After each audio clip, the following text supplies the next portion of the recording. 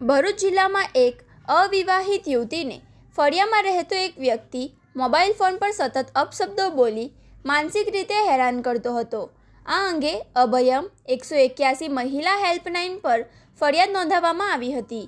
અભયમની ટીમે તાત્કાલિક કાર્યવાહી કરી યુવતીને રાહત અપાવી હતી.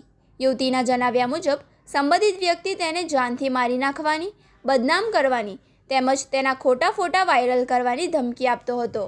આ કારણે યુવતી સતત ભયના માહોલમાં જીવવા મજબૂર બની હતી. મદદ માટેનો કોલ મળતા જ અભયમ 181ની ટીમ સ્થળ પર પહોંચી યુવતીનું કાઉન્સેલિંગ કર્યું હતું. કાઉન્સેલિંગ દરમિયાન યુવતીએ જણાવ્યું કે અગાઉ સંબંધિત વ્યક્તિએ જાહેરમાં તેનો રસ્તો રોકી મારપીટ કરી હતી, અપશબ્દો બોલી અયોગ્ય વર્તન કર્યું હતું અને હુમલા દરમિયાન તેના કપડાં પણ ફાડી નાખ્યા હતા. પ્રાથમિક માહિતી મુજબ સંબંધિત વ્યક્તિ પોતાના પત્ની અંગેની શંકાના આધારે યુવતીને સતત હેરાન કરતો હતો. જો કે આ સમગ્ર મામલે યુવતીનો કોઈ પણ સંબંધ ન હોવા છતાં તે એને હેરાન કરતો હતો.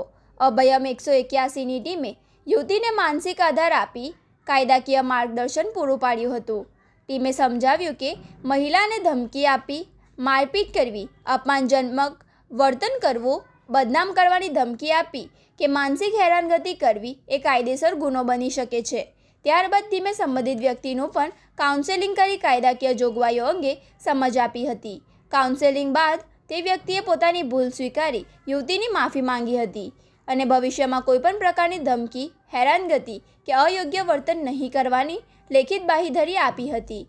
અભયમ 181ની અસરકારક કામગીરીના કારણે બંને પક્ષો વચ્ચેનો વિવાદ શાંત પડ્યો હતો અને યુવતીને હેરાનગતિમાંથી રાહત મળી હતી. યુવતીએ સમયસર મદદ, સંવેદનશીલ કાઉન્સેલિંગ અને કાયદાકીય માર્ગદર્શન બદલ અભયમ 181ની ટીમનો આભાર વ્યક્ત કર્યો હતો.